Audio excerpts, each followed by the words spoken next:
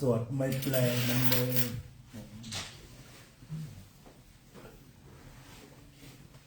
ถ้าเป็น Facebook ไลฟ์นี่มันเอียงได้นะครับอาจารย์ครับมันแบบขวางอะไรอย่างเงี้ย อาจารย์มันไม่ได้พอผมทำอย่างนี้ปั๊บมันก็หัวคว่ำเพราะว่าเครื่องผมนี่เป็นเครื่องแรก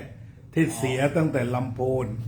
ที่จะต้องตั้งแบบนี้ อันนี้เป็นใน จริงๆในชีวิต Samsung ในชีวิตอยากจะได้อยู่แหละ แต่ว่ามันไม่มีไง ใช่ครับ มันมีได้แค่นี้ถ้าใครของท่านมีก็เอามาใส่ได้ถ้าท่านเสียสละเอาแบบแนวนอนก็ยิ่งดี ผมรอแคปเจอร์ภาพครับ ผมก็เอาแค่สันโดษ ได้ค่ะนี่ก็ได้ ยินดีที่มีอยู่ ที่ถ้าเกิดทำปุ๊บอย่างนิยมก็กลายเป็นหัวตะแคงทั้งหมดทั้งคณะเพราะฉะนั้นนี่เอาพอได้ ต้องสั่งซัมซุงไปแก้ไขหน่อย คือว่าวันนั้นนะผมถ่ายทอดสดอยู่ที่วัดอะไรถ้ำอะไรของมหาอัมพรวันที่สองอยู่หัวคว่ำหมดเลย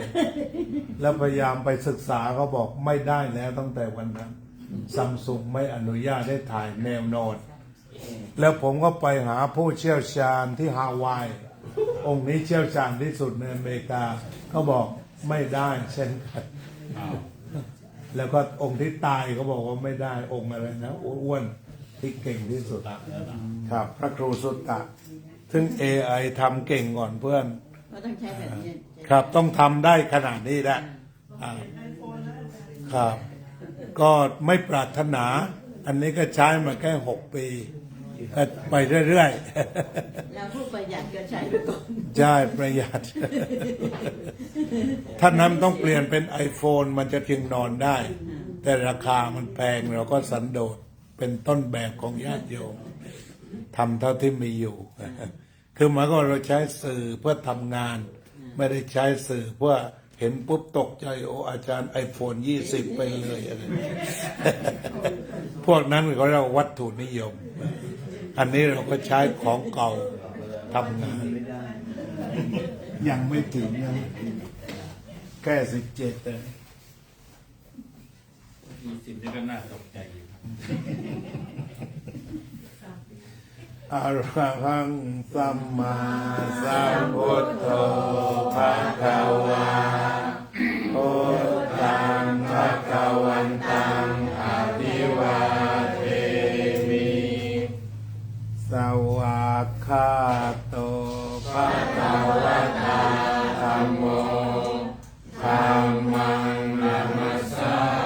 มิสัพปฏิปันโนภะคะวะโตสาวกสังโฆสังฆังนามา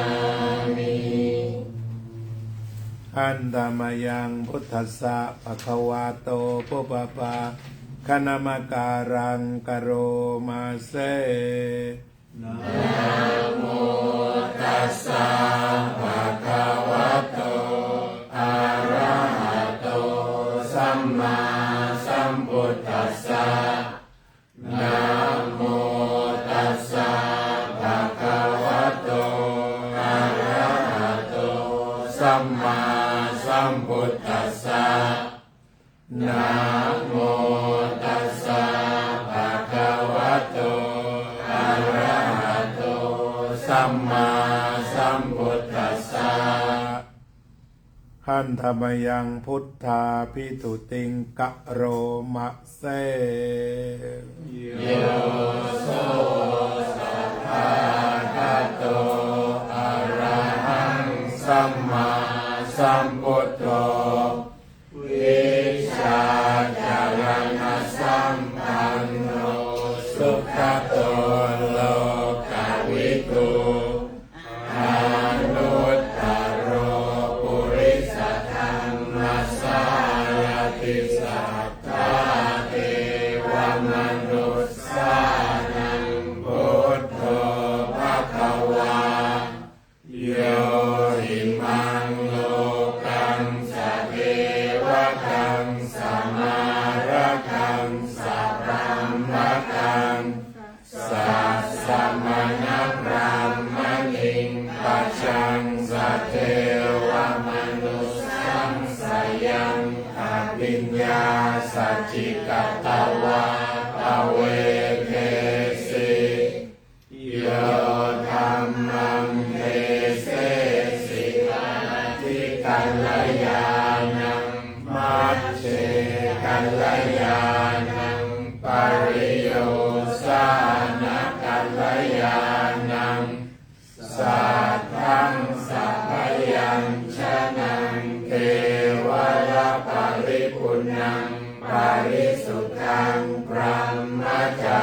ยังปะกาเสสิกามหังภะคะวันตังอะภิปูชยามิธัมมังภะคะวันตังศิรสานะมามิหันดามยังธัมมาปิตุติงกะโรมาเสโยโสสวากขาโตภะคะวะตาธัมโม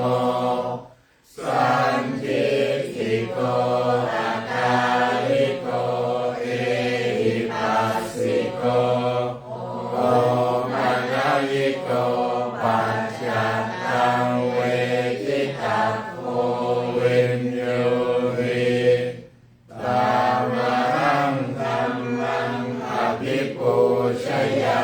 มิธัมมังธัมมังศิรสานะมามิหันธรรมยังสังฆาภิตุติงกะโรมะเสโยโสสุปฏิปันโนภะคะวะโตสาวกสังโฆโอชุปฏิปันโนภะคะวะโตสาวกสังโฆยายะปฏิปันโนภะคะวะโตสาวกสังโฆสามีจิปฏิปันโนภะคะวะโตสาวกสังโฆยะติทังจัตตาริปุริสายุคานิอัตถปุริสปุคคลาเอสัพพะคะวะโตสา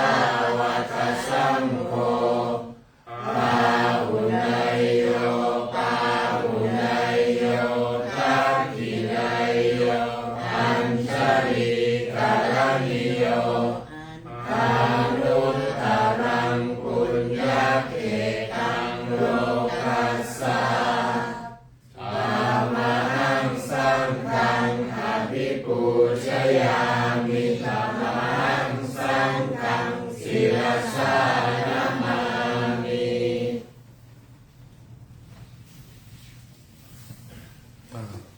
เปิดเป็นหน้า36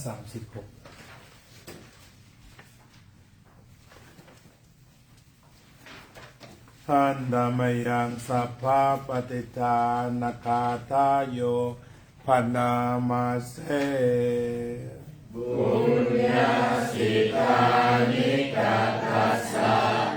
ญาณัญญานิกัตตานิเมเต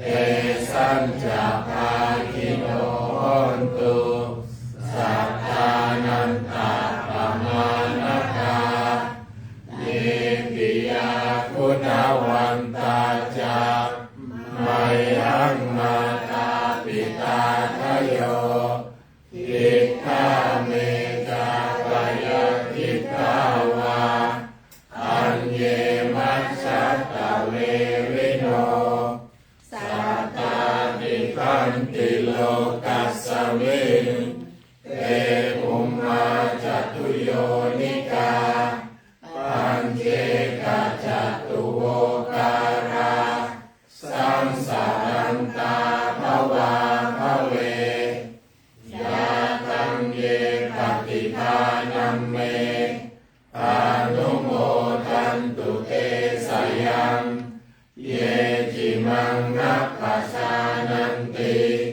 เทวาเตสังมิเวทยุง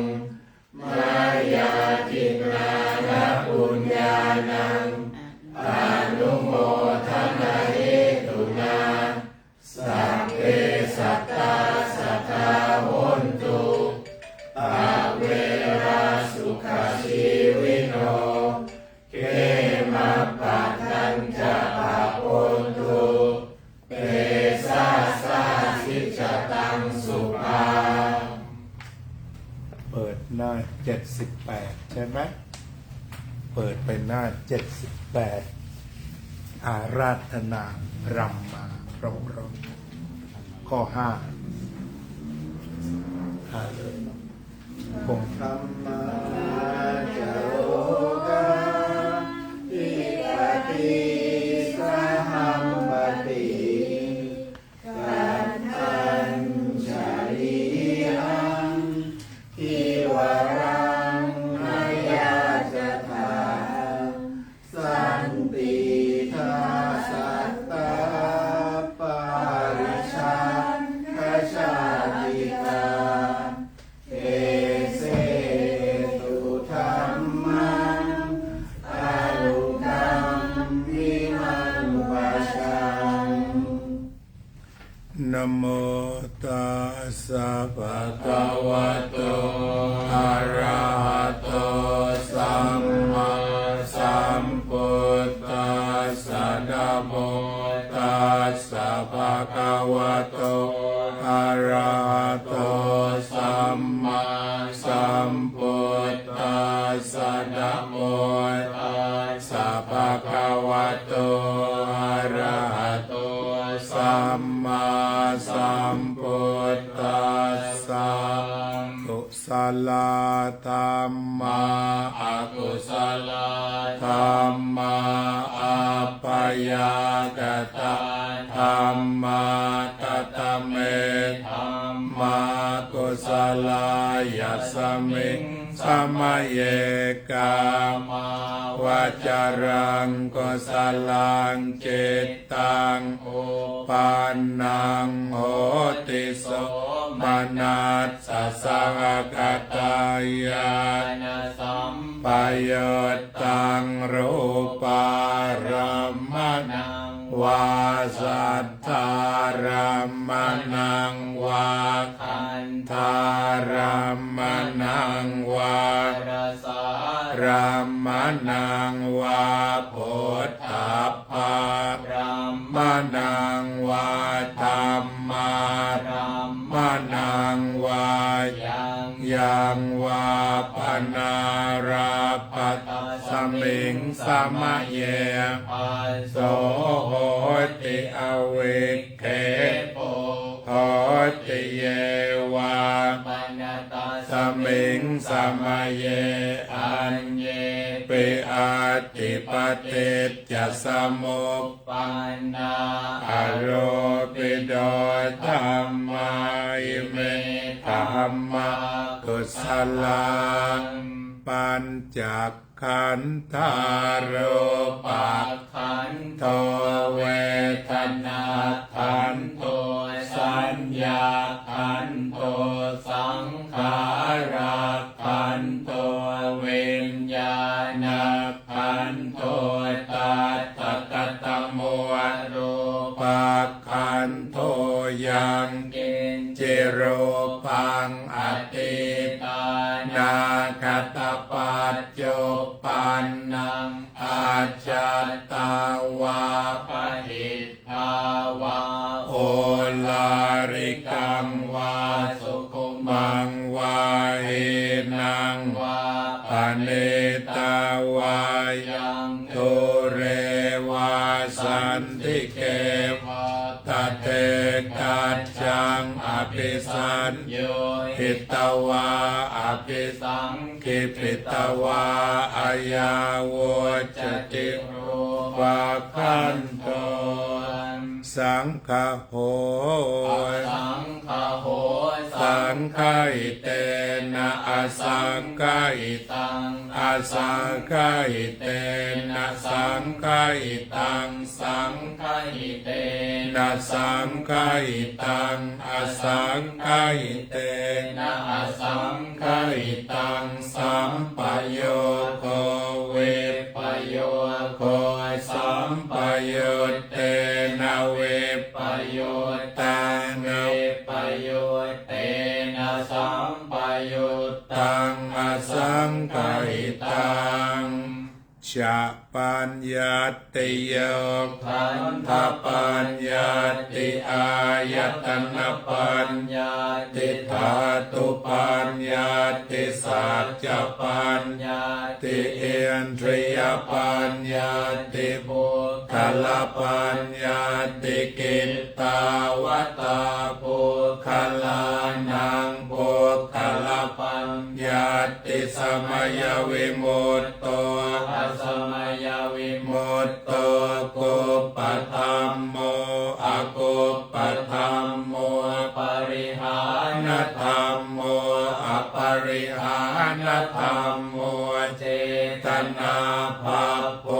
อนุรักษนาภาโพปุถุชนโนโคตรภูพโยปรโตอภโยปรโต ภาภาธรรมโนอาภาภาธรรมโน วางหน้าบรมฉายอันนี้ถ่ายทอดพาไปวางให้หน่อยใช่ดูได้โยมดูกัน อรหัตตายปฏิปันโน ปุคคโลปลา ปฏิสัจจิกาตปรมาเทนาติอามันตาโยสัจจิกาโทปรมันโทตโตโสปุคคโลอุปราปฏิสัจจิกาตปรมาเทนาตินาเอวังวัตตเปอาชาดา ไม่เป็น กะหังหังจิบุคโลอุปราปฏิสัจจิกาตป วางไว้พอสวดจบเอาไปคืนด้วย นวัตเรวัตตาเปโยสัจจิกาโทปรมาโทตโตโสบุคโลอุปราปฏิสัจจิกาตปรมาเทนาติเมชา เยเกจิ กุศลธรรมาสัพเพเตกุศลมูลาเยวาปนกุศลมูลาสัพเพเตธรรมากุศลาเยเกจิกุศลธรรมาสัพเพเตกุศลมูเลนะเอกมูลาเยวาปนกุศลมูเลนะเอกมูลาสัพเพเตธรรมากุศลัง เหตุปัจจโย อารัมมณปัจจโยอธิปติปัจจโยอนันตรปัจจโยสมนันตรปัจจโยสหชาตปัจจโยอัญญมัญญปัจจโยเนสยปัจจโยอุปเนสยปัจจโยปุเรชาตปัจจโยปัจฉาชาตปัจจโยอาเสวนปัจจโยกัมมปัจจโยวิปากปัจจโยอาหารปัจจโยอินทรียปัจจโยชานะปัจจโยมัคคปัจจโยสัมปยุตตปัจจโยวิปยุตตปัจจโยอัตถิปัจจโยนัตถิปัจจโยวิกตปัจจโยอวิกตปัจจโย ต่อไปจะให้ท่านผู้ใดมาจะมาวางผ้า ท่านนะ อ้าวลองดู4 ท่านในใครยังไม่เคยวางมาก่อนอ้าวเชิญ เอามายมจุลัยนะท่านนะ ถ้าคนอื่นให้ ยมจุลัยนะ พี่สิ เอาที่ไม่เคยวางพินิกิเคยแล้วใช่ไหม แล้วคุณเสีย ท่าน ยา ท่านหนึ่งยมจุลัยเดี๋ยว แล้วผมท เดี๋ยวนะขอถ่ายรูปแล้วนะก่อนเพิ่งมาเอามา ำดีกว่า โยมวางให้อาจารย์ ค่อยๆวางโยมวาง ลุงที่ว่า รุ่งที่วางเชิญนั่งจ้ะ อ้าวไว้ต่อ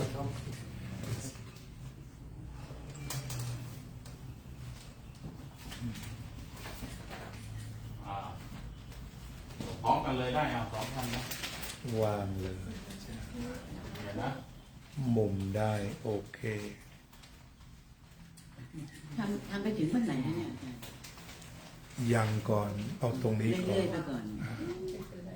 อนิจจาวัตสังขาราอุปาทวยธรรมิโนปาจิตวานิโรจันติเตสังวุปัสสมุสุโขกฐินวันที่1 พฤศจิกาใช่ไหมจ๊ะ ครับ ยังจำไม่ได้ เดี๋ยวเปิดดูคิดว่าใช่ไหม เราพอได้โยมก็ตั้งคำถามโยมได้คิดถาม อ๋อถวายทุกวันจนหมดกฐินเหรอคะ อันนี้ไม่ใช่ฤดูกฐินนะนี่ฤดูสวดถวายพระราชกุศล ค่ะอ๋อแต่ว่า อาตมาอย่างนี้ก็ทำความเข้าใจว่าเนื่องจากเป็นการสวดฟรี ไม่ต้องมีซองถวาย พระเต็มใจสวดฟรี ฉะนั้นสวด100 วันเต็มก่อนเบื้องต้น ฉะนั้นไม่ว่าจะเป็นสวด15 วัน สวด50 วันสวดถึง100 วัน พวกเราจะสวดถึง100 วัน อ๋อ แปลว่าสวดทุกวันเจ้าภาพที่มาถวายก็จะสวดทุกวัน แต่ห้ามถวายปัจจัย เพราะเป็นการสวดฟรี ถวายพระราชกุศลโยมก็ถวายสังฆทาน โยมก็คิด ได้ ว่า เข้าป จะ ลา ใส่ดำมาหรือไม่ดำมาดี ดำมาเลย ไม่รู้ว่าจะถูกต้องหรือเปล่า ถูกต้องขาวก็ได้ครับแต่ทีนี้พวกเราก็เป็นคนมีวัฒนธรรม ก็ถ้าพอมีก็ใส่มา แต่ถ้าเป็นคนสมัยใหม่เขาก็ไม่ทราบก็ต้องอภัย ก็ไม่เป็นไร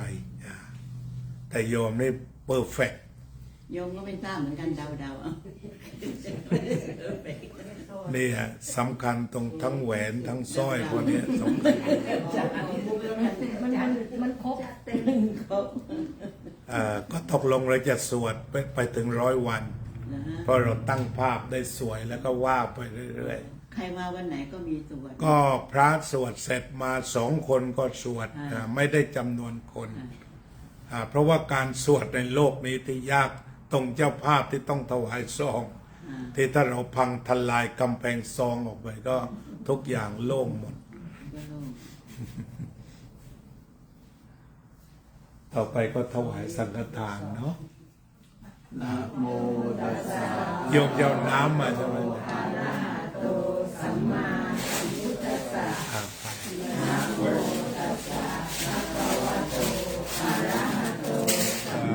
สัมพุทธัสสะนะโมตัสสะภะคะวะโตอะระหะโตสัมมาสัมพุทธัสสะ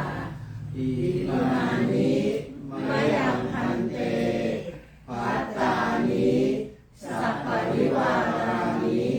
ภิกขุสังฆัสสะโอโนชยามะสาธุโนพันเตภิกขุสังโฆอิมานิภัตตานิสัพพะริวารานิปฏิคันหาตุอัมหากังทีฆรตังหิตายะสุขายะข้าแต่พระสงฆ์ผู้เจริญข้าพเจ้าทั้งหลายขอน้อมถวายซึ่งภัตตาหารกับของบริวารทั้งหลายเหล่านี้ของข้าพเจ้าทั้งหลายเพื่อประโยชน์เพื่อความสุขแก่ข้าพเจ้าทั้งหลายสิ้นกาลนานเทิน สาธุเพื่อความงามโยมทั้ง3 คนตั้งที่กรวดน้ำบนนี้เลย น้องยกน้ำประเคนเลย น้องยกได้สบาย เป็นทหารหรือเปล่าในดูเอา ทหารใช่ไหมจับสบแค่แตะ สาธุอนุโมทนาบุญ สาธุ ด้วย นะ ค่ะ จะแบ่งบุญด้วยนะคะค่ะ พวกคงถวาย ไม่เข้าใจพอดีแล้วยังน้ำมาถวายใช่ไหม appreciate your generosity to offer water for monks and chair for good people we call ทำบุญ of great merit and she said อนุโมทนาบุญแบ่งบุญ that mean can we share the punya to you rejoice congratulations when we see you are going to do the good thing so they said แบ่งบุญโอเค ทีนี้สำหรับวันนี้เราก็คงจะได้ถวายพระราชกุศลอย่างสมบูรณ์ที่สุดเหมือนวันพฤหัสที่เรามีการสวดกรวดน้ำถวายพระราชกุศลและในวันนี้เราก็มีการปฏิบัติสมาธิภาวนาถวายพระราชกุศลเพราะว่าเจ้าฟ้ากิตติยาพัชรกิตติยาภานั้นเป็นผู้ที่ใฝ่ธรรมสูงสุดในด้านการภาวนาถ้าเราไปดูภาพของท่านวัดใดๆที่มีภาวนาท่านจะไปปฏิบัติแต่ก็ที่ทราบเป็นการภายในอย่างลึกซึ้งเช่นท่านมีกุฏิอยู่ที่วัดปัญญานันทารามด้วยสำหรับที่ไปพักเป็น 6-7 วันในแต่ละครั้งสำหรับสมาทานุโบสถศีลและที่จังหวัดลำพูนรู้สึกว่าท่านเป็นผู้สร้างด้วยซ้ำและก็ปฏิบัติด้วยฉะนั้นการที่มีพุทธศาสนิกชนผู้ลงมือสร้างวัดด้วยการถวายปัจจัยแล้วก็ลงมือปฏิบัติอันนี้ถือว่าเป็นต้นแบบของมหาบาสิกาซึ่งท่านจากไปแล้วฉะนั้นพวกเราชาววันเสาร์เป็นผู้ใฝ่ปฏิบัติภาวนาวันนี้บ่ายโมงก็เริ่มเต็ม1 ชั่วโมงจบด้วยธรรมวัดเย็นก็ถือว่าการทำบุญถวายพระราชกุศลวันนี้ทั้งสังฆทานแล้วก็ทั้งสวดอภิธรรมและการเจริญสมาธิภาวนาเป็นการทำทานที่ครบถ้วนสูงสุดถวายเป็นพระราชกุศลแด่พระองค์ท่านขอพระองค์จงเสด็จสู่สวรรคาลัยด้วยพระทัยที่รู้ตื่นเบิกบานสู่พุทธภูมิในอนาคตสืบไปเถิดยะถาวาริวหาปุราปริปุเรนติสาครัง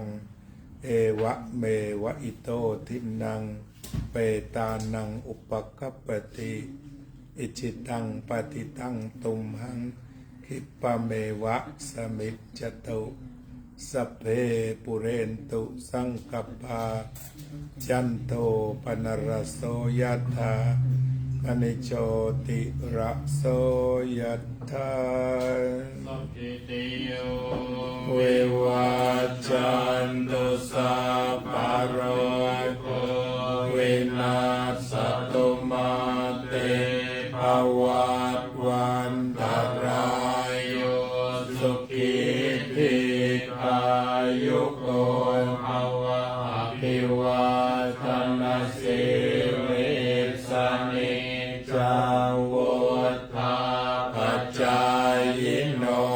จัตตารโอธรรมาวัฏันติอายุวันโนสุขังภะลังอายัญจะโคทาทินาเทนาสังฆัมมิสุปฏิติตานิกราตังอิตายันสัทธานาโสอุปกาปฏิโสยาติธรรมโมจังยังนิทัสสิโตเปตานาปุชาจักตาอุลาราพลันจะเปกขุ นามโนปทินนัง ตุม เหหิปุญญังปัสสุตังอนาปกันติภวะโตสัพพมังคลังราคันตุสัพพเทวตาสัพพพุทธานุภาเวนัสสัทธาโสติภวันตุเตภวตุสัพพมังคลังราคันตุสัพพเทวตาสัพพธรรมานุภาเวนัสสัทธาโสติภวันตุเตภวตุสัพพมังคลังราคันตุสัพพเทวตาสัพพสังฆานุภาเวนัสสัทธาโสติภวันตุเตปฏิสังขายโยนิโสภิลปะตัมปฏิเสวามิเดวะตวายานมัทายานมันตนายานวิปุสนายายาวะเทวะอิมัสสกายสัตติติยายาปนายาวิหิงสุปารติยาพระมัจจริยาลุคาหายาเอติปุรานันจะเวทนังปฏิหังคาวินาวันจะเวทนังนาอุปาเดสามิยาตราจะเมภวิสติอนวัชตาจะภาสุวิหารโรจาติด้วยอำนาจแห่งคุณพระศรีรัตนตรัยอำนาจแห่งความจงรักภักดีจงเป็นพลวะปัจจัยให้ทุกท่านเจริญด้วยอายุวันนะสุขะภละปรารถนาสิ่งใดที่เป็นไปโดยชอบประกอบด้วยประโยชน์ขอสิ่งนั้นจงพลันสำเร็จสำเร็จสำเร็จทุกท่านเถิด สาธุสาธุสาธุ การบำเพ็ญพระราชกุศลช่วงเช้าก็เสร็จสิ้นลงก็เหลือช่วงบ่ายเจริญสมาธิภาวนาพวกเราเป็นพื้นฐานมีใครคิดจะร่วมก็ขอเชิญ walk in เข้ามาเลยไม่ต้องลงทะเบียนแต่ประการใดบัดนี้เป็นเวลาอันสมควรที่จะต้องเตรียมการประเคนประสงค์ขอเชิญชวนทุกท่าน